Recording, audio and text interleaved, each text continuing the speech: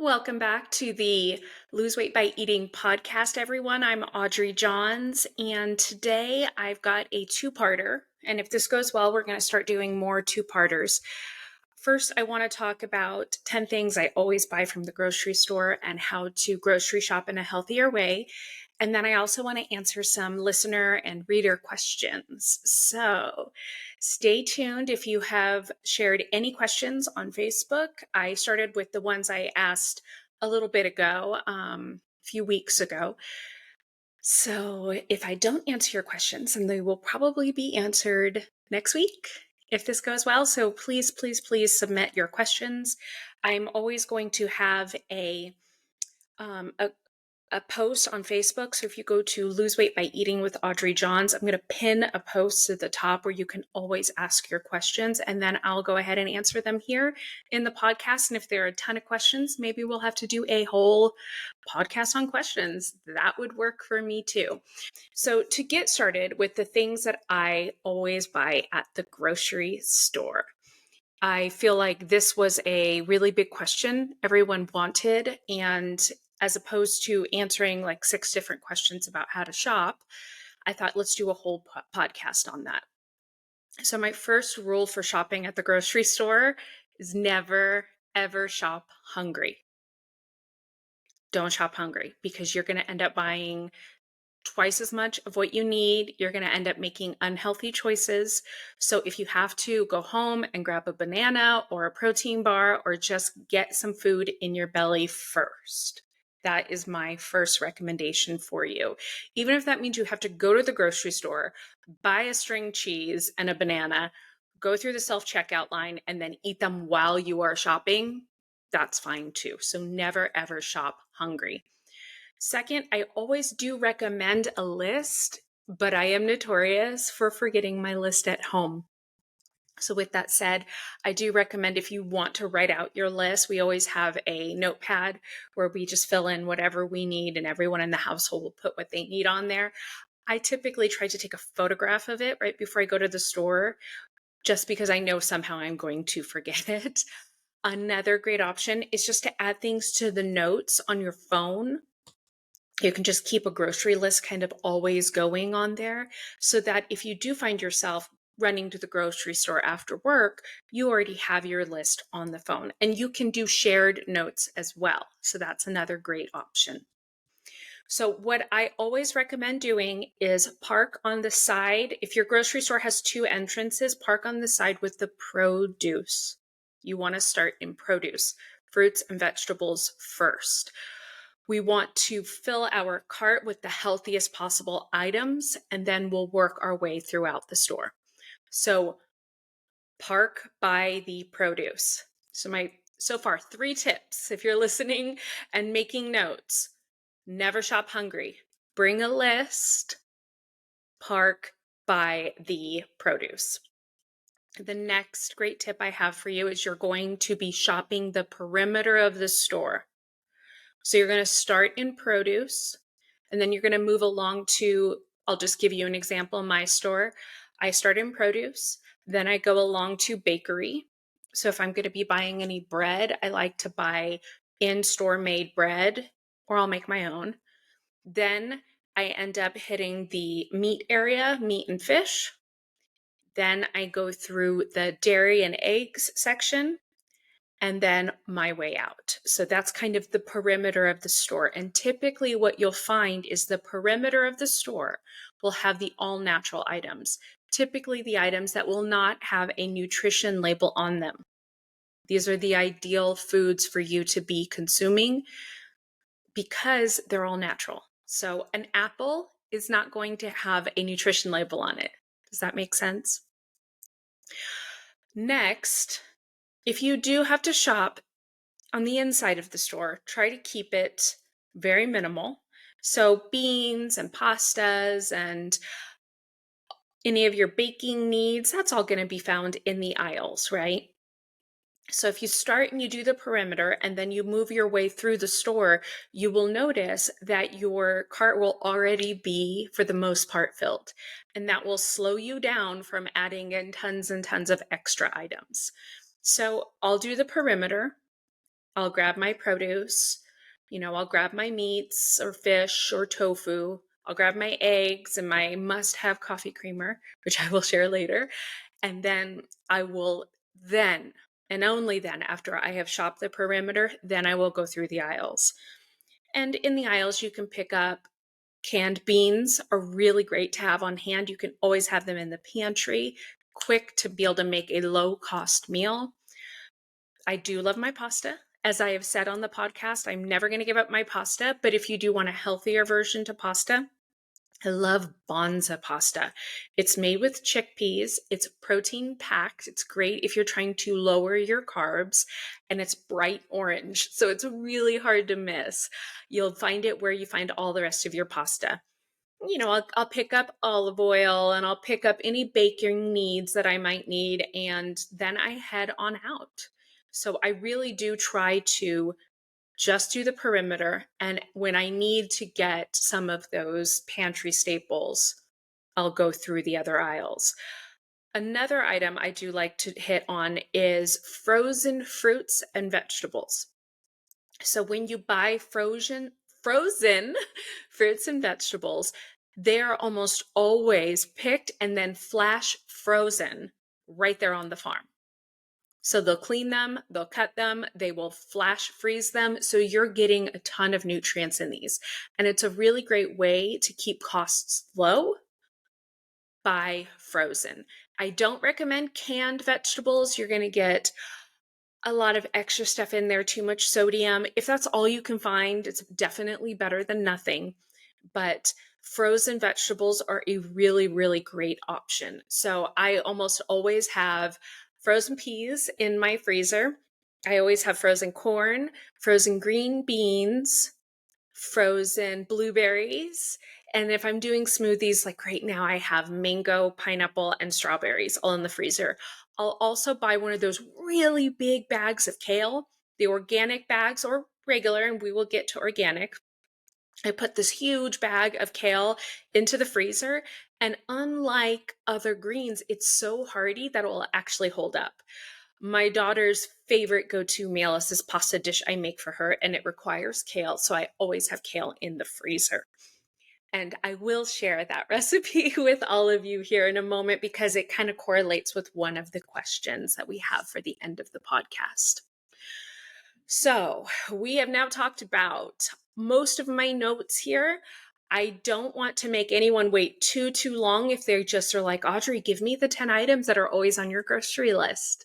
So I want to go through those.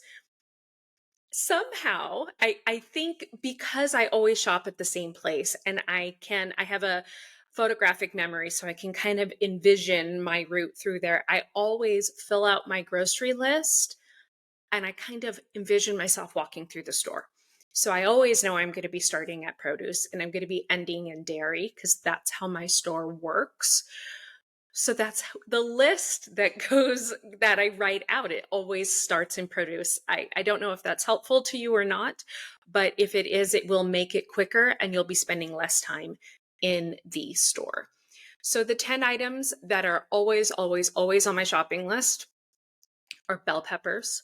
Bell peppers are great in a number of different dishes. They're great alone as a snack. They naturally boost metabolism, so they're a great ingredient to just work into your diet. Some of my favorite ways to use them are in fajitas or as a snack with hummus, or I do love to make this amazing sweet potato. I roast down a sweet potato, cut it in half, I roast it, and then I top it with like fajita vegetables and some beans. It's so amazing. So bell peppers are a staple in my house. I really love red bell peppers. They're my favorite. You can get your favorite flavor.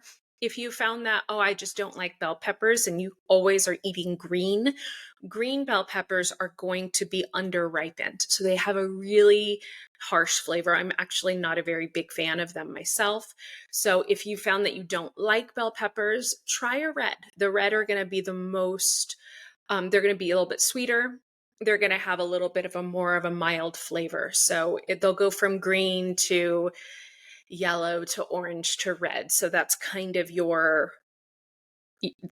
it's kind of the progression. So they're going to have a harsher flavor at green and a lighter flavor at red. They're all going to be just as good for metabolism boosting. My next item is also a metabolism booster. It's oranges. We've got a couple of kids here, and so we've always got oranges in my little bowl right here if you're watching. They do love the little cuties. I try to get the organic version, especially whenever they're on sale, but oranges are a great, quick, easy snack. I can toss them in my purse. I love them myself. They naturally boost metabolism. They're a great sweet treat when you feel like you're hungry, but you're like, I really shouldn't be eating right now. Just have an orange. They're going to naturally boost your metabolism. Vitamin C is going to be great to ward off any colds. It's just a really, really great ingredient to work into your diet. The next item that is always on my shopping list is some kind of greens. And that will just depend on what am I cooking this week. So this week I happen to get spinach, and I know it's not part of the greens that you might think, but I got a big, huge thing of basil as well because I'm going to be making my pesto pea soup tonight. So I'm always picking out a different green. Sometimes that's going to be cabbage if I'm going to be making fish tacos. Sometimes it's going to be kale if I'm going to cook down some kale or make a salad, or maybe it's sometimes mixed greens if I want to make one of my favorite salads, but I'm always buying some type of green.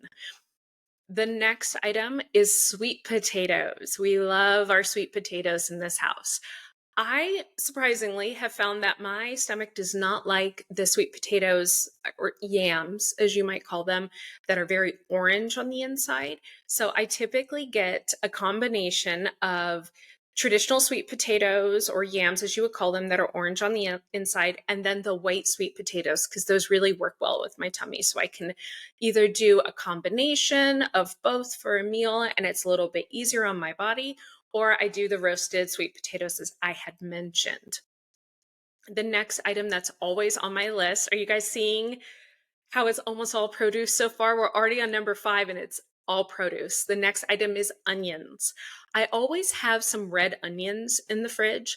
My partner is a little bit sensitive to onions, so I found that if I do the sweeter onions, they're not quite so harsh in a dish.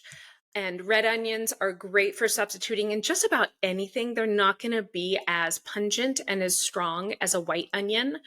And so I always have a bag of red onions in my fridge. And if you go to Trader Joe's, they have a really great bag that they sell of the organic red onions. And they're really small, which I kind of like. I mean, really small, like cutie size, like mandarin orange size.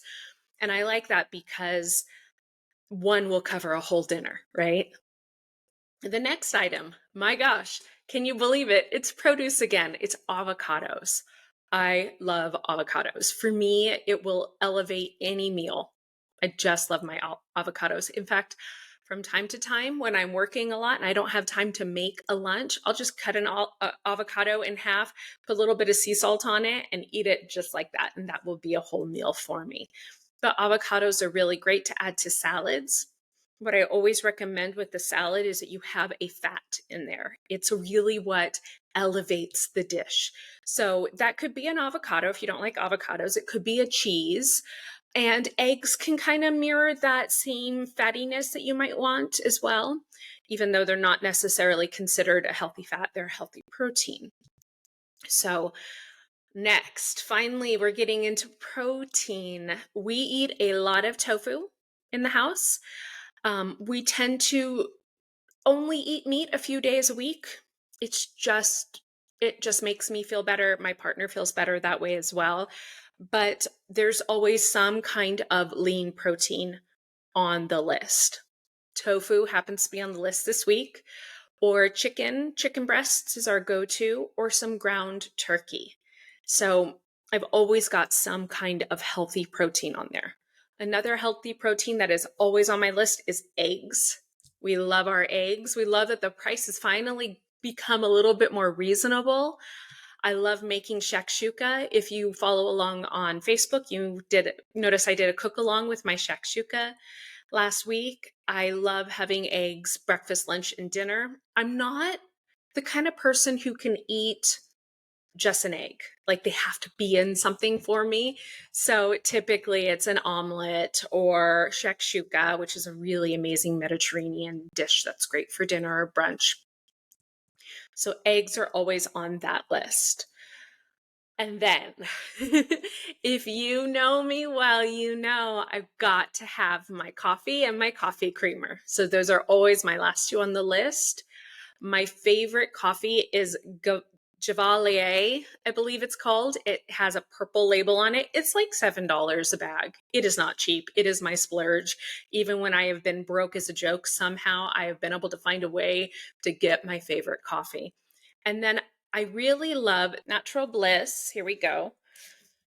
Coffee Mate, brown sugar, oat milk creamer. Now, this is not going to be necessarily low calorie, but I'm having it first thing in the morning. I have a wicked sweet tooth, so I might as well go ahead and have my coffee the way I love it. It's 30 calories per tablespoon. I probably have about 150 calories of this on a daily basis, but it's been worked into my daily calories and it just works for me. Next, I want to talk about organic shopping versus regular shopping. Now, I think we would all agree that organic is probably almost always going to be better. Well, it will always be better for us, but is it always cost effective? I have certainly had times in my life where I can't afford the organic version, and that's really okay. Of course, we want to limit the pesticides and the additives that are going into our bodies.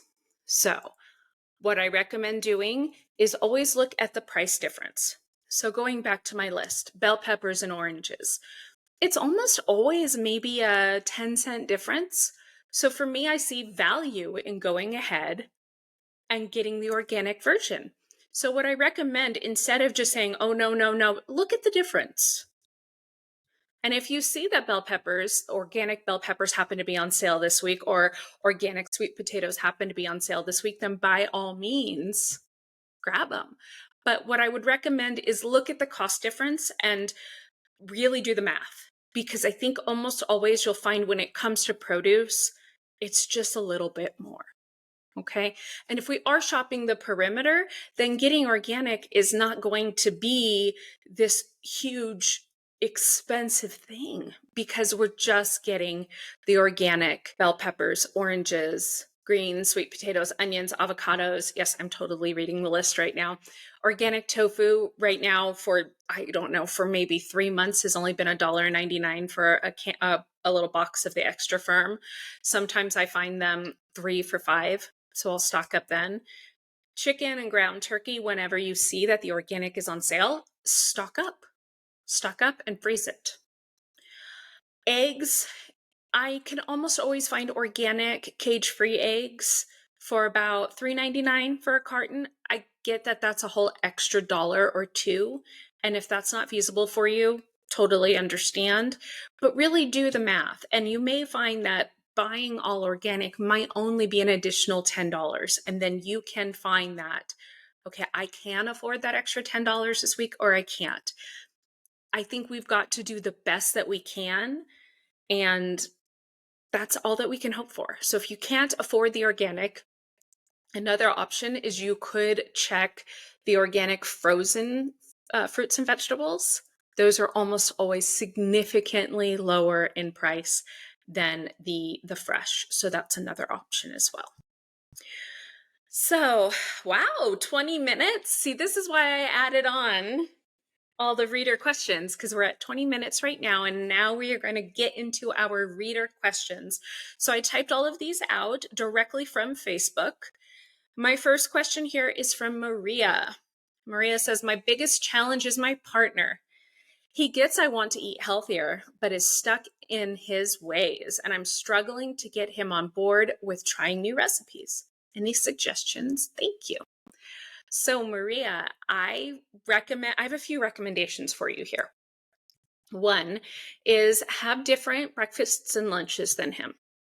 Right then and there, you've got 2/3 of your meals are already covered. So find yourself a healthy breakfast. He can take care of himself for breakfast. I'm sure he can. And find yourself your own lunch. Now, for instance, say he's, really big on having eggs and toast and, bacon for breakfast. Well, you can have the eggs, right? You could make yourself a nice little omelet. Say he's really big on having sandwiches for lunches. Well, then take the extra lettuce and chop it up and make yourself a salad or even a salad version of that sandwich. But my partner and I, we both work from home and we never have breakfast and lunch together. We just do our own thing. I need a really big lunch and a really tiny breakfast because of the creamer. So I would recommend just make your own breakfasts, make your own lunches. And then when it comes to dinner, this is, I would assume, the hardest part for you.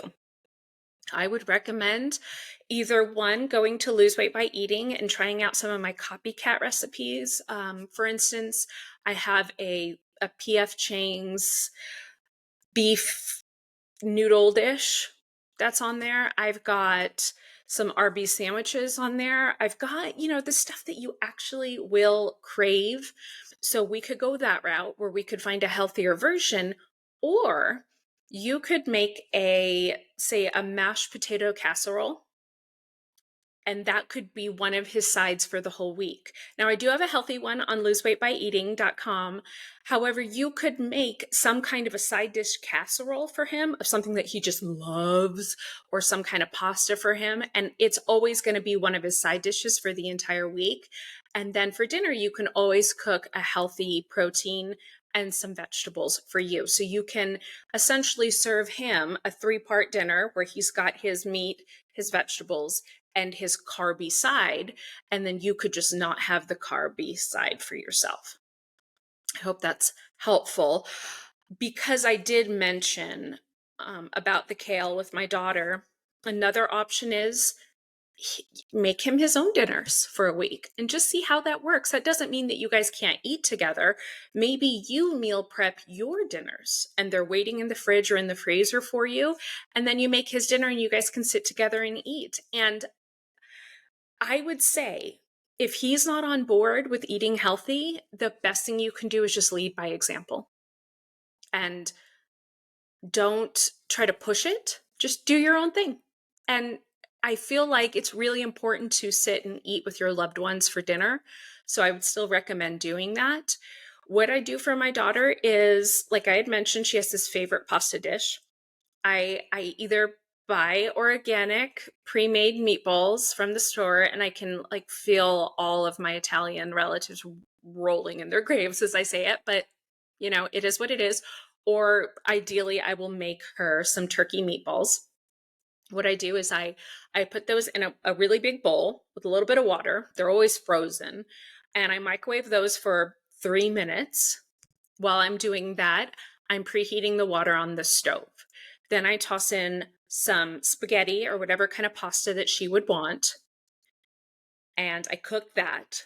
I pull the bowl out of the microwave. I add in a tiny bit of butter. And I add in the biggest handful or 2 or 3 handfuls of kale to the top of it, a little bit of Parmesan, a little bit of garlic salt over the top. And then as soon as the pasta is done, I drain it and I plop it over the top. And the pasta, between the hot meatballs on the bottom and the pasta on top, it will naturally wilt the kale a little bit. And then I just toss it up, hand it to her with a little bit of extra Parmesan, and she eats that, and I'll have my salad or my meal prepped dinner. So you can go ahead and just do your own thing and eat at the same time. Or, like I said, make a full meal. Make, a roasted chicken with vegetables and garlic bread. And maybe you don't have the garlic bread and he can have the garlic bread. And so he feels like he's getting what he wants, but you can still eat healthy.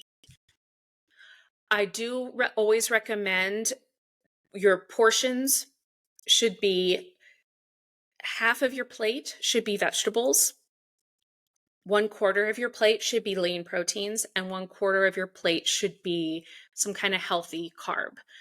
Now, as we get older, I have found, especially for women, it's very beneficial to move your carbs to earlier in the day. And we will get to that with, let's see, it looks like Pamela's question next. We'll get to when to eat foods, but I have found that if I don't have carbs for dinner, I do really, really well. So I hope that's helpful. And if not, if you have more questions about that, Maria, please let me know. Again, you can go to Facebook, Lose Weight by Eating with Audrey Johns, and type in more questions there. So as I had noted, Pamela had a question. She said, when to eat what? Fruit in the AM or PM, proteins before or after the gym, caffeine? Thanks, Audrey. So I'm going to start with fruits in the AM or PM. First of all, I have to add this little disclaimer. I do not do keto. I do not like most keto meals. I don't want to get too much hate mail, but keto is basically Atkins repackaged. So for me, I don't mind the sugars. I don't have an issue with sugar. So I have fruit for breakfast and for dessert at night. I basically bookend my day with fruit. And here's why. Fruit, the majority of fruit will naturally boost your metabolism. That's one. Two, fruit has a ton of fiber, so it pushes everything out. So it's a great thing to begin with and end with. However, if you love keto or if you're watching out for your sugar, I understand. No judgment. Just please don't judge me on how I eat. What I recommend, fruit would be great before your sweet cravings start. So if you don't know when that is, what I would recommend doing is keep a food journal for a full week and then go back and you will see some consistencies. For me, I always crave sweets around 10:30, 11 o'clock in the morning. Always, always, always.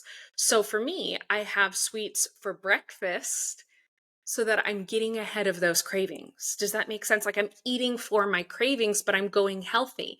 So instead of having that cookie for, my mid-morning snack, I've already had a banana. And so I've already curbed that craving. If you always want a cookie after dinner, have a bowl of grapes instead. Have an apple instead. Have your favorite fruit instead. I feel like we are so hypersensitive these days to sugar, sugar, sugar, and sugar is so bad. And yeah, high processed sugar is bad. It's not good for us. But fruit is good for us. That's the good kind of sugar. Now, if you're diabetic, I get it. That might not be for you. But for those of us who are not diabetic, these are the kinds of sugars that are actually good for us. Next, her question was proteins before or after the gym. This is a really big one for me. And Pamela, I'd like to know how big is your workout? Because first of all, if you are training for a marathon, then you do need to eat for that. But if you're just going and walking on the treadmill or taking an average spin class, not one of those that, you'll go for 2 hours, but if you're doing a yoga class, you don't need to eat for the gym. Okay. If you're on the Stairmaster and it tells you you've just burnt 1,000 calories, going out and having 1,000 calories afterwards, you've just wasted all the work that you've done. So if you are training for a marathon, by all means, you do need food, but what you need is typically going to be a combination of both carbs, because carbs are your body's fuel, and some protein. And I'm actually working on a masterclass with a couple of gals, and I'm going to have them here on the podcast to talk about it, because one of them is a trainer who works with women who are going through menopause or premenopause. And she's very big on the protein. So I kind of want to ask her these questions as well. But what I have found is that you do need protein for your muscle, but not as much as I think we are hypersensitive to. So again, it really depends on your workout. So with that said, if you are getting up and going to the gym before you eat anything, I know everyone will say, like, this is how you're going to burn fat. And yeah, you can, but then you're going to come back to the house, or you're going to, go through a drive-through and you're going to eat unhealthy. So I recommend, don't really eat for the gym. The gym is its own thing, and eating is its own thing. So eat your healthy meals. Don't even worry about the gym. Because for the majority of us, we're sitting down at our desk all day long. And so going to the gym and working out is we're combating the fact that we have a very sedentary life. So we don't need to eat for that. I hope that's helpful. Finally, caffeine. I am not someone who's overly sensitive to caffeine, but I love it. I recommend, if you're going to have it in the morning so that you can sleep at night, both for health and for weight loss. It's very important that you get a good night's sleep. And by that, I mean 8 to 9 hours if you can. So caffeine is great in the morning. If you are talking more about maybe say green tea is great in the afternoon to kind of keep your metabolism going throughout the day and to kind of keep your energy levels up. But what's even better could be just vitamin B12. And that's my typical go-to afternoon is around 3 o'clock. If I'm feeling groggy, I'll have a vitamin B12 or a B complex. And with that said, I can tell you that my therapist actually has recommended anytime I'm a little bit down, taking a B complex. And it has really helped. It's helped kind of keep me going. It's naturally boosted my mood. So I hope that's helpful, Pamela. Next question is Andrea. What is a natural, healthy, sugar-free sweetener? So I've got 2 notes on this. My first note is I know that some of my recipes will have a 0-calorie sweetener, and that's mostly just because people have requested it. So with that said, Swerve is good. I found it at the grocery store.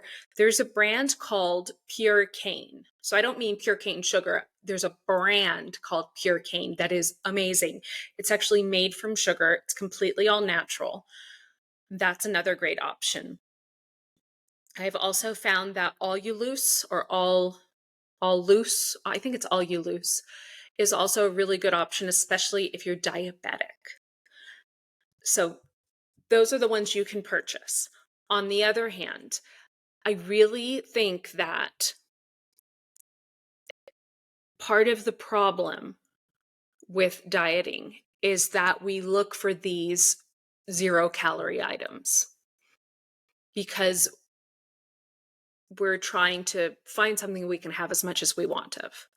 So I think it's a much healthier route if you're not diabetic, if you're not having an issue with sugar, to have the real sugar and hold yourself accountable for it. Kind of like with my coffee creamer here. Real sugar is in here. There is, let's see, 4 grams of sugar. And I have probably like 5 servings of this just for breakfast in my coffee. I find it's actually better to have the real item as all natural as possible and then hold yourself accountable for it. So then with that said, this is like a 3-parter question. With that said, if you're baking, you can take your favorite, say, cookie recipe, and you can cut out half of your sugar and half of the butter by adding in applesauce. Or baby food is actually really good. I found that pear baby food has typically no flavor to it whatsoever in the actual recipe, and it will add a ton of sweetness, and it will also bind like an egg would.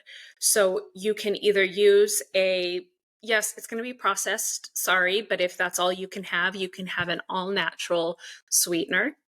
You could have a pure sugar. So we're talking about like the raw sugar, an organic sugar, and hold yourself accountable for it. And that's where I think you're really going to find that you're changing the way that you look at food in a healthier way. And then to make it maybe that middle one a little bit healthier, you could swap out typical sugar or at least half of the sugar for an applesauce or fruits. So I hope that's helpful. I feel like I kind of hit all the notes on that one. The next question is from Melissa. I struggle with healthy, low-calorie snacks. Too much sugar in grapes. And then she has in parentheses, I don't like oranges, apples, and bananas. And then she says, and strawberries are too expensive at the moment. I hear you. And she's getting bored of raw vegetables. Thank you. So I'm going to assume, Melissa, that you're not diabetic. And I'm going to talk about sugar and grapes. So I love grapes. Grapes are my go-to dessert every single night. I don't think there's a problem with fruit or fruit sugar, right? Natural sugar from grapes is not going to be problematic for weight loss. In fact, I think grapes are a really great item to add to your diet, especially if you're taking out a cookie or a cupcake or something really unhealthy. However, I'm also going to note here that you probably like grapes, maybe because they're slow and snackable. And I will note that out of all of the fruits, one of the lowest in sugar is going to be blueberries.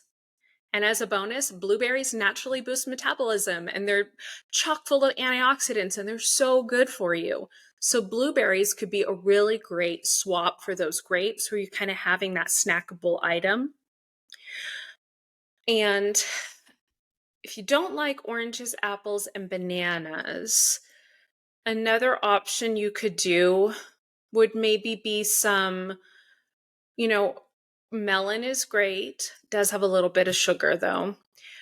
Pineapples are also great for boosting metabolism, and we are getting a little bit closer to that season. I did see them on sale, so pineapples could be a great option as well.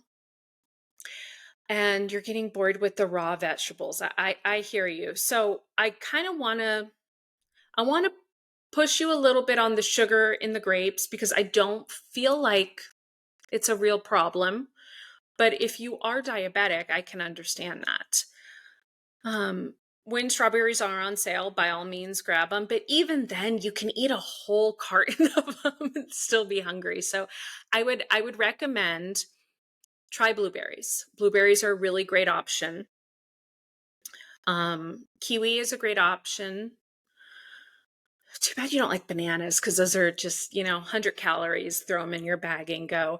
I do have lots of healthy recipes on the website, but I feel like you're asking for raw options, which I love, and I commend you for trying to go that route. So yeah, try blueberries in place of grapes, and maybe even challenge yourself to say, you know what, the sugar in grapes is the good kind of sugar. Okay. Let's see. Carol Ann asks, what do you think of high calorie, low calorie days? So I assume you're thinking of maybe a splurge day or a free day. I really try hard not to say cheat day because, I feel like we should be able to have what we want. My daughter wants to do a girls' night tonight, and we're going to go to this amazing taco place. If you're ever here in Boise, I really recommend. It's called Madre. It was on Guy Fieri's Triple D show really recently, but I'm going to splurge today. I'm going to have a high calorie day, and I'm okay with that. What I do recommend, Carol Ann, is if you're trying to lose weight, then I think you should try to keep it all in one day. And I don't mean go completely overboard and completely blow your diet, breakfast, lunch, dinner, and snacks. But say, for instance, you want to go out and have that favorite dinner and not worry about calories, schedule it for one day a week. There is some value when you're losing weight, especially when you either hit a plateau or you're getting closer towards the end, to kind of trick your body. And so if you have a higher calorie day, one day a week, your body will then think, oh, this is the new norm. Okay, well, I can go ahead and rev up the fat burning tomorrow. And so you're kind of tricking your body into burning more fat. So I think it's okay. I think if you're trying to lose weight, then you should probably try to keep your calories low 6 out of the 7 days and then have a free day once a week. I think it's totally fine. I also want to remind you, though, that what's more important on these days where maybe you're having extra calories is how do you feel afterwards? So I want you to take the opportunity. If you're going to have those calories, take the opportunity to really notice how do you feel a couple hours after you have that burger or after you have those tacos or after you have that donut. And learn from it, right? I mean, the greatest thing we can do in our lives as we age and as we mature is to continue learning. So listen to your body and notice and say, you know what, I'm not going to beat myself up for having that donut, but man, I feel like crap now. And so this will help to reinforce I'm not just eating healthy because I want to lose weight. I'm eating healthy because I feel better that way. So it could be that weekly check-in. If you are just maintaining, I still think 1 day a week is probably all you should do, but again, you could use that day as a learning basis. I recommend on the splurge days that you try to keep it to just one meal or one meal and a dessert. I wouldn't go completely overboard for the whole day because it could really mess up your digestion and then you won't be feeling well. Kimberly asks, explain what a typical meal plan daily looks like for weight loss. Really great question. So, depending on your age, Kimberly, we would want to put the carbs in a really good location in your day. And I really want to, first of all, the disclaimer again, I am not keto. I will not be keto. I love my carbs. Carbs are your body's fuel. You actually need carbs. However, with that said, you wouldn't drive your car on a long road trip. You wouldn't be able to drive your car on a long road trip on empty and then filling it up as soon as you get home and then going to bed at night. I mean, we treat our bodies like this where we starve ourselves all day long and then we binge at dinner, and this is really unhealthy. So with carbs, I want to encourage you to have them as early in the day as possible and to choose the healthy carbs. So I'm not talking about a croissant. I'm talking about some quinoa. Maybe breakfast quinoa would be perfect for you. I do have a recipe for that on the Lose Weight by Eating website. Or, maybe some homemade hash browns for breakfast. I also have one of those as well. But I would recommend having your carbs early in the day. So either a breakfast quinoa or I've got these really great breakfast bowls that have different vegetables in them and including potatoes, and then you put eggs on top. So that could be healthy. And I don't mean have an only carb breakfast, but I'm saying move your carbs that you would typically have at dinner and shove them all into breakfast. Okay. So if that means, if you love carbs, if that means you have to have a slice of toast with your eggs in the morning, that would be fine. So I would recommend moving carbs early in the day. And also, I'm going to stop here and I'm going to say, first of all, and this was for Kimberly. First of all, Kimberly, I would recommend starting out this week by keeping a food journal. And don't beat yourself up about it. Just eat honestly, write it down honestly. And then I would go back at the end of the week and I would notice consistencies. So if, say, for instance, every single day after lunch, you want chips or you want a carb heavy snack mid afternoon between lunch and dinner, then you might need carbs at lunch. Say, for instance, like you're like me and you have a sweet craving in between breakfast and lunch, then you might need a sweet breakfast. So I feel like a typical meal plan daily is hard to say typical. I'd rather give you the tools to figure out what your typical meal plan should be. So I would recommend write out everything you eat for a full week or even just 3 days. If you're like, man, I just want to get started, that's cool. Notice those consistencies. So for instance, you could have, for me, I would have, a banana and third of a cup of walnuts for breakfast, along with my coffee creamer and my coffee. That's typically what I have because I know I'm going to be craving sweets. And then I typically have my carbs at lunch. So for instance, yesterday I made some sweet potato black bean tacos a few nights ahead of time. So I used that as my leftovers for lunch on tortillas. I have my carbs at lunch. And then for dinner, I try not to have carbs. And that's just because I'm mid 40s, I'm premenopausal, my body just needs to shove the carbs earlier in the day. I feel like this is such a messy answer, and I'm sorry, because a typical day is so hard to answer. So yeah, make a make a meal journal. Notice the consistencies, and then eat for them. And my biggest tip would be stop eating carbs at dinner. And oh, one more thing, calories, just kind of, it's the same thing, right? We don't need all of that fuel at night. We need that fuel earlier in the day. So I'd recommend having a higher calorie breakfast and lunch and a really low calorie dinner. So say for instance, your daily calorie goals is 1,300 calories. I'm talking like 400 calorie breakfast, 600 calorie lunch, 300 calorie dinner. Or if you're big on snacking, I would recommend 300 calories at breakfast, 400 to 500 calories at lunch, then 300 calories at dinner, and then maybe, 250 calorie snacks throughout the day. I'm trying to do all of this math in my head. So, one, move the carbs earlier. Two, have more calories at breakfast and lunch and less at dinner. I think that could be the best tip for you. Let's see. And then Janice, hi, Annie. Janice has been with me for so long that I actually gave her my number and we text back and forth. So she says, my elephant in the room is hypothyroidism. Oh boy, guys, you get what I'm trying to say. Along with type 2 diabetes. And I'm not able to do a lot of exercise. What foods to eat to help combat this issue? And I actually had to do some research on this because we're talking about two big issues here.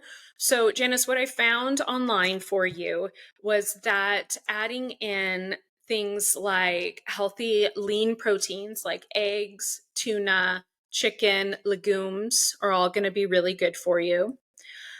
On the greens, zucchini, asparagus, carrots, peppers, mushrooms are also all going to be good for you. Sweet potatoes, healthy fats, seeds and nuts, and beans. So I'm just looking at this laundry list of foods that are really great for your conditions, and I'm coming up with a ton of ideas just off the cuff. You could do a roasted sweet potato with some, asparagus on the side, and then maybe cook down the mushrooms and put them on top of the sweet potato. That'd be super yummy. With legumes, beans, I'm thinking hummus for snacks with some carrots and some bell peppers sliced up. That would be really good and really not just good for your current issues that you're working through, but also for metabolism boosting. Those will all really boost metabolism. I'm thinking, slice the zucchinis in half and hollow them out, chop up the peppers and the mushrooms and fill it, maybe cook them down, fill it, and put a little bit of cheese over the top, and then roast them, and then maybe have with some avocado.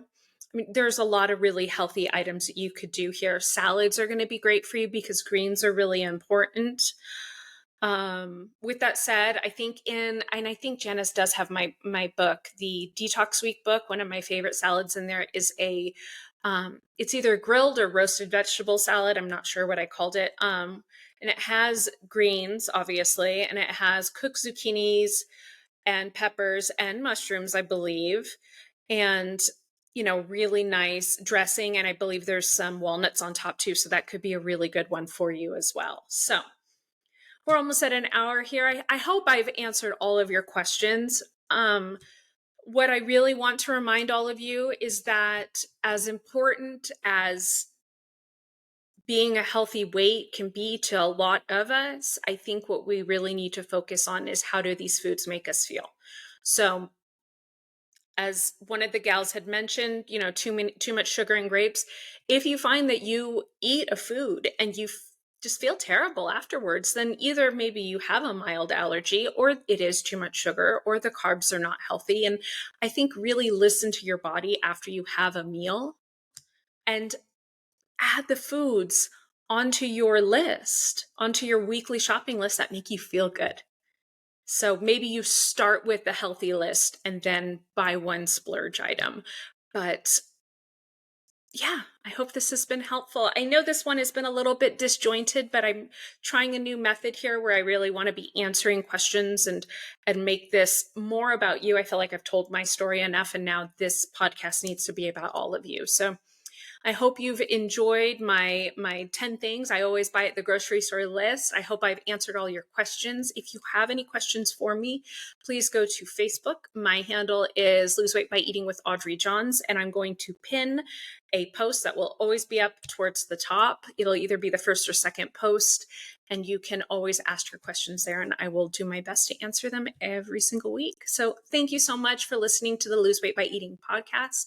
Again, I'm Audrey Johns. You can find me on Facebook. You can find me on Instagram at Audrey Johns. And you can also check out, I think I'm at about 1,200 recipes right now at loseweightbyeating.com. So thanks so much. I will see you next week. Bye.